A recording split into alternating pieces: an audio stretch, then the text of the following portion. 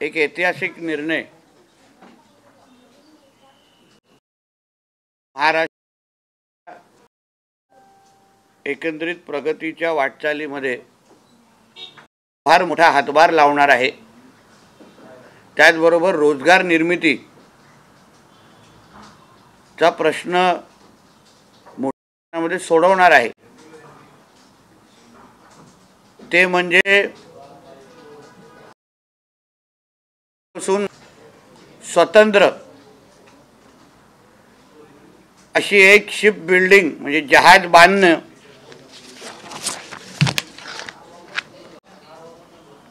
जहाज दुरुस्ती आणि जहाज पुनर्वापर ह्याचं धोरण निश्चित करण्यात आलेलं आहे। प्रामुख्याने महाराष्ट्र सागरी विकास धोरण 2023 मध्ये हे बदल करण्यात आलेले आहेत आणि आपलं महाराष्ट्र हे पहिलं राज्य असेल जे जहाज बांधणी, जहाज दुरुस्ती आणि जहाज पुनर्वापर याचे स्वतंत्र धोरण असलेलं आपलं पहिलं राज्य असेल। देशातले अन्य राज्य ह्याच्यावर काम करतायत, पण आपल्या राज्याचं धोरण तयार झालेलं आहे। कॅबिनेटमध्ये त्याची मान्यताही भेटलेली आहे। म्हणून यापुढे आपल्या राज्यामध्ये जहाज बांधणी, ज्याला आपण शिप बिल्डिंग पण इंग्लिशमध्ये म्हणतो, त्यासाठी मोठ्या प्रमाणामध्ये गुंतवणूक येण्यासाठी मार्ग झालेला आहे। शिप ब्रेकिंग ज्याला आपण म्हणतो, म्हणजे जहाज दुरुस्ती असो की जहाज पुनर्वापर, ज्याच्यामध्ये आतापर्यंत गुजरातमध्ये गुंतवणूक होते, पण अलंग गुजरातमध्ये, पण आता यापुढे आपल्या महाराष्ट्रामध्ये पण या क्षेत्रामध्ये आपण गुंतवणूक महाराष्ट्राला प्रगतीमध्ये घेऊनच जाऊ, पण त्याचबरोबर रोजगारीमध्ये पण मोठ्या प्रमाणामध्ये आता त्याच्यामध्ये चालना भेटणार आहे।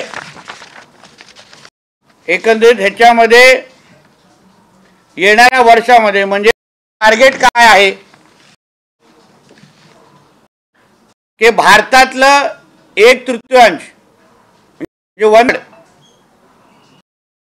ह्याची शिप जहाज दुरुस्ती ही महाराष्ट्रात 2030 पर्यंत हे आमचं लक्ष्य आहे। आणि 2030 पर्यंत 6,600 कोटी ची गुंतवणूक 2030 पर्यंत होणे अपेक्षित आहे। आणि 6,600 कोटी गुंतवणूक झाल्यानंतर 40,000 नोकऱ्या या क्षेत्रामध्ये निर्माण होण्याची अपेक्षा आहे। आणि 2047 ज्याला आदरणीय पंतप्रधानांनी अमृत काळ असा एक लक्ष्य नजरेसमोर ठेवलेला आहे। त्या 2047 पर्यंत महाराष्ट्रामध्ये 18,000 कोटी 18,000 एवढी गुंतवणूक त्याचं आमचं लक्ष्य आहे। आणि 2047 पर्यंत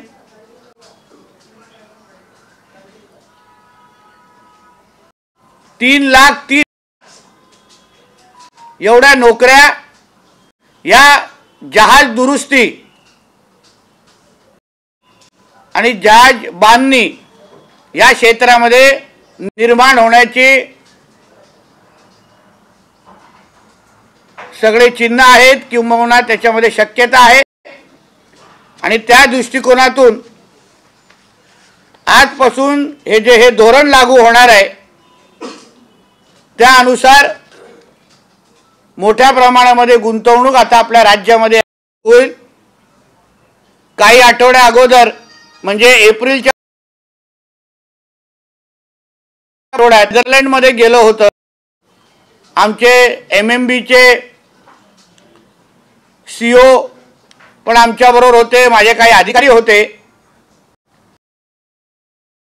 भेटलो आणि प्रामुख्याने नेदरलँडमध्ये ॲम्स्टरडॅम असो किंवा रॉटरडॅम असो, हे जहाज बांधणीमध्ये म्हणजे शिप बिल्डिंगमध्ये मोठ्या प्रमाणामध्ये ह्या क्षेत्रामध्ये त्यांचं काम चालू आहे। काही कंपन्यांना आम्ही भेटलो आणि ECA नावाच्या फंडाच्या माध्यमातून अटल सोल्युशन नावाची ही जी संस्था आहे त्यांच्याकडून आपल्या महाराष्ट्रामध्ये आपल्या 2.5 ते 3 हजार कोटी ही शिप बिल्डिंग जहाज बांधणी ह्याच्यामध्ये होण्याचे आम्ही निश्चित करून आलेलो आहे। आता हे धोरण लागू झाल्यानंतर आपल्याला गुंतवणूक येणार, रोजगार येणार। त्याचबरोबर महाराष्ट्र मॅरिटाईम बोर्ड जो बंदर खात्याच्या अंतर्गत येत आहे त्याच्यासाठी पण मोठ्या प्रमाणामध्ये महत्त्वपूर्ण होण्याचे मोठ्या प्रमाणामध्ये दालन उघडे झालेले। जेव्हा जेव्हा आम्ही कुठल्याही गुंतवणूकदारांशी बोलू तेव्हा त्यांना कसं देता येईल, महाराष्ट्र मॅरिटाईम बोर्डला कसं प्राधान्य देता येईल, त्या दृष्टीने आमचे हे पॉलिसीमध्ये फ्रेमवर्क आम्ही तयार केलेला आहे। महत्त्वाची बाब या धोरणामध्ये आम्ही टाकलेली आहे ती म्हणजे या जहाज दुरुस्ती, जहाज बांधणी या क्षेत्रामध्ये जो स्किल आम्हाला लागणार आहे, जो रोजगार आम्ही निर्माण करणार आहे, त्यासाठी आपल्या तरुण तरुणींना इंटर्नशिपसाठी किंवा छोटे क्रॅश कोर्स देण्यासाठी त्या देशामध्ये आम्ही त्या स्कॉलरशिपमध्ये पण मदत करण्याची तरतूद या पॉलिसीमध्ये आम्ही त्याचा उल्लेख केला, जेणेकरून उद्या जो आम्हाला स्किल या जहाज बांधणीसाठी लागत असेल तर ते बाहेरच्या देशातून, अन्य राज्यातून न आणता आम्ही आमच्या तरुण तरुणींना याच्यासाठी तयार करण्यासाठी आम्ही काही उल्लेख आमच्या ह्या धोरणामध्ये केलेला आहे। आदरणीय त्याचे पंतप्रधान ज्या पद्धतीने 25,000 कोटी मेरिटाईम डेव्हलपमेंट या वेळीच्या अर्थसंकल्पामध्ये त्याची तरतूद केलेली आहे, म्हणजे शिप बांधणीला म्हणजे जहाज बांधणीला जो आज आपल्या देशामध्ये त्याला प्रोत्साहन दिलं जातं, मध्ये आपला महाराष्ट्र आमच्या देवेंद्र फडणवीसजींच्या नेतृत्वाखाली असलेल्या अग्र क्रमांकावर राहावं या दृष्टिकोनातून हे धोरण आम्ही सुरू केलेलं आहे। त्यासाठी मी महाराष्ट्राचे मुख्यमंत्री आदरणीय देवेंद्र फडणवीसजी, आमचे उपमुख्यमंत्री आदरणीय एकनाथ शिंदे साहेब, दुसरे उपमुख्यमंत्री आदरणीय अजितदादा पवार आणि माझ्या सगळ्या पूर्ण मंत्रिमंडळाचं मनापासून त्यांचे आभार मानतो की त्यांनी आमच्या बंदरे खात्याच्या माध्यमातून अशा पद्धतीच्या धोरणाला आणण्यासाठी आम्हाला प्रोत्साहन केलं, आज मंत्रिमंडळाची मान्यता दिली। एक छोटा उल्लेख जाता जाता की आज जगामध्ये वर्ल्ड मॅपवर फक्त चायना टक्के जहाज प्रोत्साहन म्हणजे किंवा त्याच्यामध्ये कॉन्ट्रीब्युशन करत आहे, 5% चीन आहे, जपान 15% आहे आणि साऊथ कोरिया हे 88% आहे। म्हणजे आपण विचार करा, 28% साऊथ कोरिया, 15% जपान, चीन 50% आणि भारत शिप बिल्डिंग मध्ये फक्त 1% आजच्या तारखेला आहे। हे जे जे काही प्रयत्न केंद्र सरकार करत आहे, जो काही $5 ट्रिलियन ची इकॉनॉमी बनवण्याचा टार्गेट जो आपला केंद्र सरकारचा आहे, त्यांच्यामध्ये सर्वात मोठा हातभार हा आमचा महाराष्ट्राचा असेल, हा नजरेसमोर ठेवूनच आम्ही अशी पद्धतीची पॉलिसी आणि धोरण आणलेलं आहे. हिंदीमध्ये सांगू,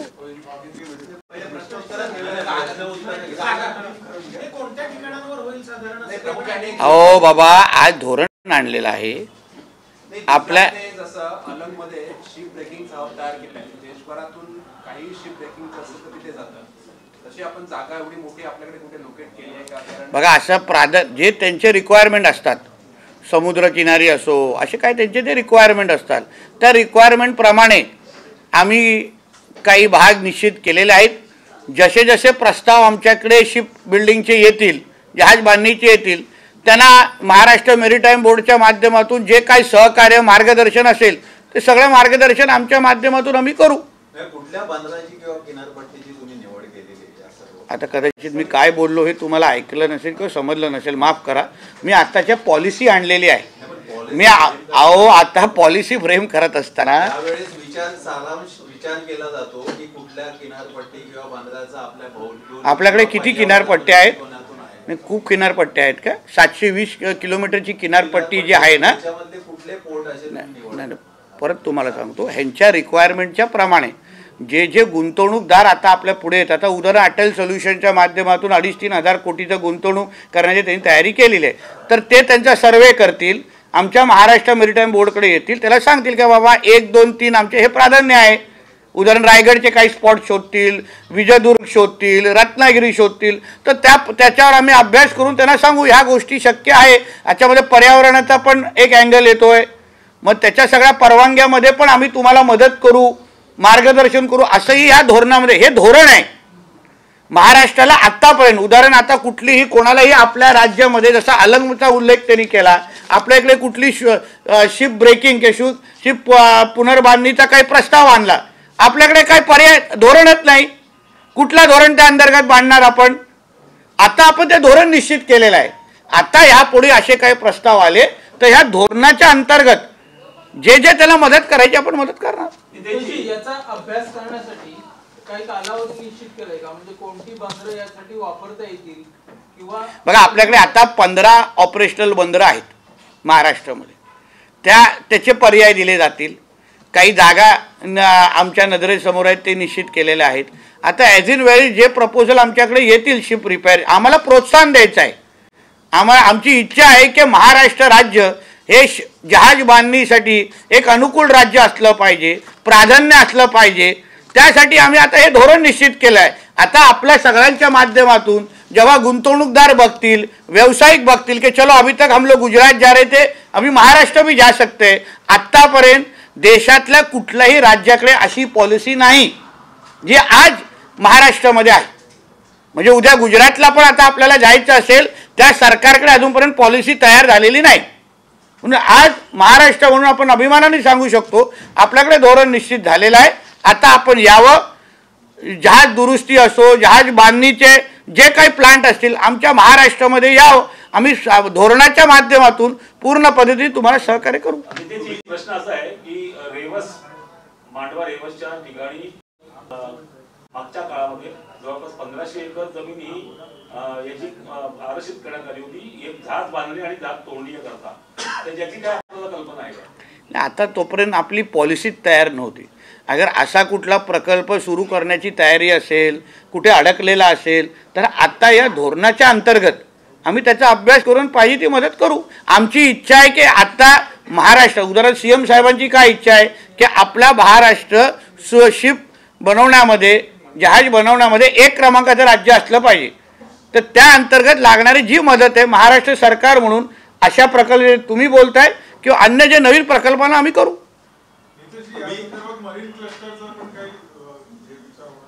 आता ते ह्या धोरणामध्ये आता याचा उल्लेख, हे धोरण फक्त जहाज बांधणी आणि जहाज पुनर्बांधणीचा विषय आहे आणि जहाज दुरुस्ती. तुम्ही सांगितलं 2030 पर्यंत 6,600 कोटीचा म्हणजे तुमचं गुंतवणूक करण्याचं लक्ष आहे. लक्ष आहे. त्यासाठी काही जे स्रोत आहेत किंवा भागीदारी वगैरे पार्टनर असे काही हे झाले आहेत का तुमच्याकडे? म्हणजे मी आता तुम्हाला बोलतो ना, काही लोक आता उदाहरण आम्ही जेव्हा नेदरलँडला गेलो तेव्हा त्यांचे काही ते लोकांनी तयारी दाखवली 2,500-3 हजार अटल सोल्युशन नावाच्या एका काही कंपनीनी. तसंच अन्य काही लोक आहेत जे आता अप्रोच व्हायला आम्हाला सुरू केलेलं आहे. कारण का गुंतवणुकीच्या बाबतीमध्ये आमचा महाराष्ट्र नेहमी क्रमांक 1 वरच राहिलेला आहे. आणि आता देवेंद्रजींचं सरकार आणि महायुतीचं आमचं सरकार आल्यानंतर आमचा आत्मविश्वास वाढलेला आहे, पोषक वातावरण तयार झालेलं आहे की नाही राज्यामध्ये येऊन अशा पद्धतीचे पण क्षेत्रामध्ये आम्ही गुंतवणूक करू शकतो. अशा पद्धतीचा विश्वास आमच्या महाराष्ट्रावर वाढलेला असल्यामुळे मोठ्या प्रमाणामध्ये गुंतवणूक होईल. वेगवेगळे समिट आयोजित केले जातात गुंतवणुकीसाठी. तसं आता हे नवीन आपण धोरण आणल्यानंतर शिप बिल्डिंग किंवा दुरुस्तीसाठी लोकांनी यावं, मोठमोठ्या जगातल्या ज्या मोठ्या कंपन्या आहेत त्यांनी यावं, महाराष्ट्रात गुंतवणूक करावी यासाठी काही समिट वगैरे करतात? आमची चर्चा सुरू आहे. माझा असा अंदाज आहे की नोव्हेंबर-डिसेंबरला आम्ही पोर्ट्स कॉन्क्लेव्ह, बंदर कॉन्क्लेव्हच्या अंतर्गत हे विविध अशा काही गोष्टी जेणेकरून गुंतवणूकदार असतील त्यांना आम्ही इथे आमंत्रित करणार आहोत. आणि काय काय महाराष्ट्राच्या सरकारच्या माध्यमातून उपलब्ध करतोय की त्यांना आम्ही ऑफर करतोय ही सगळी माहिती तिथे दिली जाईल. महाराष्ट्र मेरिटाईम बोर्ड सक्षम करण्यासाठी काय सर्वात महत्त्वाचा विषय तेच तो तुम्हाला त्याच्यात बोलताना उल्लेख जो केला, ह्यांच्यामध्ये महाराष्ट्र मेरिटाईम बोर्डसाठी मोठ्या प्रमाणामध्ये उत्पन्न वाढवण्यासाठी चांगली तरतूद आम्ही केलेली आहे. म्हणजे ज्यांना अगर शिप बांधणी करायची असेल, जहाज बांधणी करायचं असेल तर आम्ही महाराष्ट्र मेरिटाईम बोर्डच्या माध्यमातून या 4 गोष्टी असे हे आम्ही काही उल्लेख केला ज्याच्यामुळे आमचे उत्पन्नाचे स्रोत वाढतील. या उद्योगामुळे सागरी उद्योगास चालना मिळेल. मात्र स्थानिक मच्छीमार जे आहेत त्यांचे जे काही प्रॉब्लेम्स असतात किनारपट्टी किंवा तर त्याचाही विचार केला जाईल नक्की ना. आता उदाहरण वाढवण बांधत असताना आम्ही स्थानिक मच्छीमारांना सगळ्यांना विश्वासात घेऊनच तो प्रकल्प करतोय. बघा शेवटी आम्ही हे धोरण कोणासाठी आणले? महाराष्ट्राच्या जनतेसाठी आणलेलं आहे. त्या क्षेत्रातली जनतेला आर्थिक सक्षम करणं, राज्याचं दरडोई उत्पन्न वाढवणं ह्यासाठी आम्ही अशा पद्धतीचे प्रयत्न करतोय. आज एका प्रकल्पातून म्हणजे एक जहाज बांधणीच्या प्रकल्पातून जवळपास मोठ्या प्रमाणामध्ये गुंतवणूक होणार आहे मग किंवा रोजगार निर्मिती होणार आहे. विचार करा त्या एका याच्यातून अगर एवढा मोठ्या प्रमाणामध्ये रोजगार निर्माण तर सामान्य जनतेचाच विश्वास आहे म्हणजे फायदा आहे. म्हणून ज्यांना सगळ्यांना विश्वासात घेऊन ते वेगळे विषय पुढे जाणार आहेत. आज शिप बिल्डिंग और ब्रोकिंग को लेकर के एक पॉलिसी आई है, उससे क्या सरकार एक्सपेक्टेशन कर रही है? देखिए हमारे महाराष्ट्र में आज महाराष्ट्र के कैबिनेट ने ship building, ship repair and ship breaking इसकी एक पॉलिसी हम लोगों ने तैयार की है. जो महाराष्ट्र सागरी विकास धोरण पॉलिसी 2023 में इसमें हम लोगों ने बदल लाया है और आज से महाराष्ट्र ये पहला राज्य होगा जिसकी खुद की एक शिप बिल्डिंग की, शिप रिपेयर की और शिप ब्रेकिंग की पॉलिसी होगी. ऐसा कोई भी राज्य दूसरा देश में नहीं है जिसकी खुद की पॉलिसी है. इस पॉलिसी के अंतर्गत हम लोग बहुत बड़े पैमाने में शिप बिल्डिंग को प्रोत्साहन देने वाले हैं. हमारे देश के पंतप्रधान मोदी जी के माध्यम से इस बार के बजट में 25,000 करोड़ ये सिर्फ मैरीटाइम डेवलपमेंट फंड के नाम पे उसका उपलब्धता हुई है. उसी को आगे लेके जाने के लिए हमारे मुख्यमंत्री आदरणीय देवेंद्र फडणवीस जी ने शिप बिल्डिंग के माध्यम से ये क्षेत्र को भी हमारे महाराष्ट्र में प्रोत्साहन करने के लिए, इसमें इन्वेस्टमेंट होने के लिए आज ये पॉलिसी हम लोग महाराष्ट्र के लेके आए हैं. बड़े पैमाने पे इस पे रोजगार निर्मिती होगी, जॉब्स उपलब्ध लोगों के लिए होगा. क्योंकि एक अगर शिप बिल्डिंग करने के लिए बहुत म्हणजे करीब 50 से 60 हज़ार जॉब एक प्लांट के माध्यम से उपलब्ध हो सकता है. शिप ब्रेकिंग में करीब 10,000 से 15,000 लोगों को उधर नौकरी मिल सकती है. मतलब इस क्षेत्र को बड़े पैमाने में रोजगार निर्मिती, जॉब्स को अट्रैक्ट करने के लिए ये क्षेत्र बहुत सही क्षेत्र है, योग्य क्षेत्र है. आज से महाराष्ट्र ये शिप बिल्डिंग के लिए की पॉलिसी होने वाला खुद का राज्य होगा. जो $5 ट्रिलियन की इकोनॉमी का जो लक्ष्य हमारे आदरणीय पंतप्रधान जी ने रखा है, उसमें सबसे बड़ा योगदान ये हमारे महाराष्ट्र का होगा, इसे हमारे हम विश्वास है। कितने का इन्वेस्टमेंट आप सपोज मतलब आपको एक्सपेक्टेशन है, और इसको ज़्यादा से ज़्यादा लोगों तक कांटेक्ट करने के लिए क्या कोई कॉन्क्लेव, कोई एक समिट बनाने की प्लानिंग है?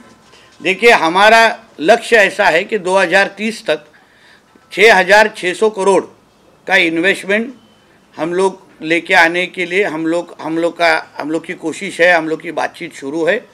6,600 करोड़ का जब भी इन्वेस्टमेंट होगा तो उसमें 40,000 नौकरियां ये 2030 तक ओवरऑल तैयार हो जाएंगी। 18,000 करोड़ का इन्वेस्टमेंट ये 2047 जो अमृतकाल का जो प्रवास जो हमारे पंतप्रधान जी ने निश्चित किया है, 18,000 करोड़ का इन्वेस्टमेंट होगा तो उससे 3,30,000 नौकरियाँ ये 2047 तक तैयार होने की पूरी संभावना है। उसके हिसाब से हमारा ये क्षेत्र में उतनी कैपेसिटी है। आपका जो दूसरा प्रश्न था कि इसके बारे में मालूमात देने के लिए, देखिए ये ज़्यादा से ज़्यादा इन्वेस्टमेंट हमारे महाराष्ट्र में हो इस शिप बिल्डिंग के क्षेत्र में, इसके लिए ये पॉलिसी हम लोग लेके आए हैं। अभी किसी को भी अगर हमारे महाराष्ट्र में इन्वेस्टमेंट करना हो तो उसको क्या क्या मदद महाराष्ट्र सरकार करेगी, क्या क्या बेनिफिट महाराष्ट्र सरकार देगी, ऐसा कोई भी क्लियरिटी अभी तक नहीं थी। आज के बाद ये पॉलिसी तैयार होने के बाद किसी को भी अगर हमारे शिप बिल्डिंग की में अगर या हमारे महाराष्ट्र में इन्वेस्टमेंट करनी है तो उनको मालूम पड़ेगा कि ये माध्यम से हमारा विकास हो सकता है। और इसकी और मालूमात देने के लिए, इसको और प्रोत्साहन देने के लिए जल्द ही हमारा ports department ports conclave Mumbai में ही लेने वाला है। और उसके माध्यम से जो जो इसके अंदर जो प्लेयर्स है, जो जो इसके अंदर जो इन्वेस्टमेंट करते हैं, उनको सबको हम लोग आमंत्रित करेंगे और उनको प्रोत्साहन देने का काम इस माध्यम से करेंगे। धन्यवाद।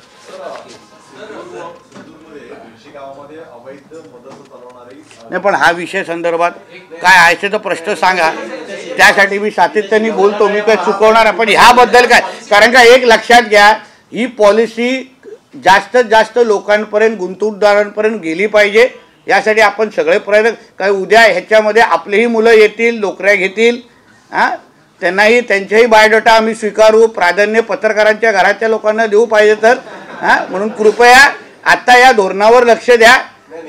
अन्य वेळी मी सगळेच प्रश्न घेतो, म्हणून जे जे प्रश्न विचारतील त्यांच्या मुलांना इथे नोकऱ्या फिक्स, आणि जे जे उद्या आम्हाला पहिल्या पानावर प्रसिद्धी देतील तर त्यांच्या कुटुंबातील किमान 5 लोकांना नोकऱ्या फिक्स करतो। एवढा इन्सेंटिव्ह बस आहे ना। मुंबईच्या किनाऱ्यावर नौकानयन महामंडळाच्या वतीने मुंबईमध्ये ऑलरेडी हे स्क्रॅपिंगचं काम चालतं। माझगाव डॉक मध्ये मोठ्या प्रमाणात चालतं। 30 युद्धनौका आपण मुंबईत बांधल्या, पण स्क्रॅपिंगचं जेव्हा काम तिथं निघतं तेव्हा तिथं माफियांची मोठी चंगळ असते। आजही माझगाव डॉक मध्ये स्क्रॅपिंगचं काम चालत असताना जे माफियागिरी चालते ती प्रचंड चालत असते। आपण याचा काही विचार केलाय का? स्क्रॅपिंग बघा काय होतं, ह्या सगळ्या हे जे माफिया म्हणा, करप्शन असा, हे सगळ्या गोष्टी का होतात, कारण आपल्याकडे धोरणच नाही कुठल्याही अधिकाऱ्याला। कारण तुम्हाला सांगतो, थोडा राजकीय थोडा ऑफ ट्रॅक असेल पण समजवण्यासाठी, आम्ही लव जिहाद अंतर्गत अगर कुठल्या मुलीला पोलीस स्टेशनकडे घेऊन जातो आमच्या भगिनींना, तेव्हा पोलीस पहिला आम्हाला काय सांगतात की सब इसमें कुछ नहीं, अभी तक कायदाच नाही आहे, कुठल्या अंतर्गत आम्ही त्या मुलावर कारवाई करावी। तसंच उदाहरण असंच आहे की आपल्याकडे धोरणच नव्हतं, आपल्याकडे ह्या माफियांना थांबवायचं आहे, आपल्याला करप्शन कमी करायचं आहे, तर कुठलं धोरण वापरायचं, आता हे धोरण आलेलं आहे। आता या धोरण अंतर्गत जो जो आपला शिप बिल्डिंगच्या शिप रिपेअर जहाज बांधेल त्याला त्याच्यावर काय मदत पाहिजे का, त्याच्या अंतर्गत काय कारवाई करेल, सगळ्या गोष्टी मदत करू आपण। म्हणून जोपर्यंत धोरणच राज्याचे निश्चित झालं नव्हतं ना, तोपर्यंत कारवाई करण्याची काय तरतूदच नव्हती, मार्गदर्शन करण्याची काय तरतूद नव्हती। आता धोरण आलंय, आता या धोरणाअंतर्गत आपण ह्या सगळ्या गोष्टी कमी करू शकतो। हे जे धोरण आहे, धोरणामधले जे काही इन्सेंटिव्ह काय असतील तर त्याची थोडीच माहिती आहे, म्हणजे सरकारतर्फे काय इन्सेंटिव्ह मिळणार किंवा काय, त्याची एक नोट तुम्हाला तयार करून देतो पूर्ण पद्धतीने। आम्ही एक 2 पानी नोट तयार केलेली आहे। पूर्ण आता उदाहरणाचे जेव्हा GR पण तयार होईल तेही तुम्हा लोकांबरोबर आम्ही शेअर करतो. नेमकं याच्यात जे इन्सेंटिव्ह काय काय कुठल्या कुठल्या गुंतवणूकदारांना काय काय इन्सेंटिव्ह भेटणार ते सगळ्याची माहिती तुम्हाला देण्याची हे आहे. या धोरणामध्ये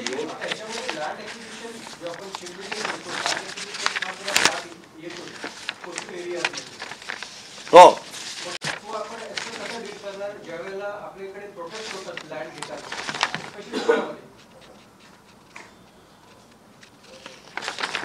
बघा काय लँड ॲक्विजिशनच्या साठी या पॉलिसीमध्ये काय त्याच्या बाबतीमध्ये उल्लेख आहे.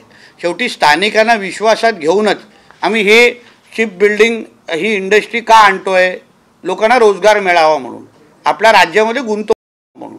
यासाठी अगर कुठल्याही जमिनीबद्दल कुठलाही अनरेस्ट असेल त्यांना विश्वासात घेतलं जाईल ना. असं कुठलंही कधी अनरेस्ट झालं नाही, विरोध झाला नाही अशा देशामध्ये कुठला प्रकल्प आला आहे का? ते आम्ही धरूनच चालतो. काहीतरी करताना कोणतरी कोणाला काही शंका असेल, काही प्रश्न असतील, सगळ्यांच्या शंकांचं निरसन करूनच आपण प्रकल्प उभा करणार आहे. शेवटी हे त्यांच्यासाठी चांगलं आहे, बरोबर आहे ना. म्हणून सगळ्यांना विश्वासात घेऊन हे सगळ्या इंडस्ट्रीला चालना देऊ आम्ही.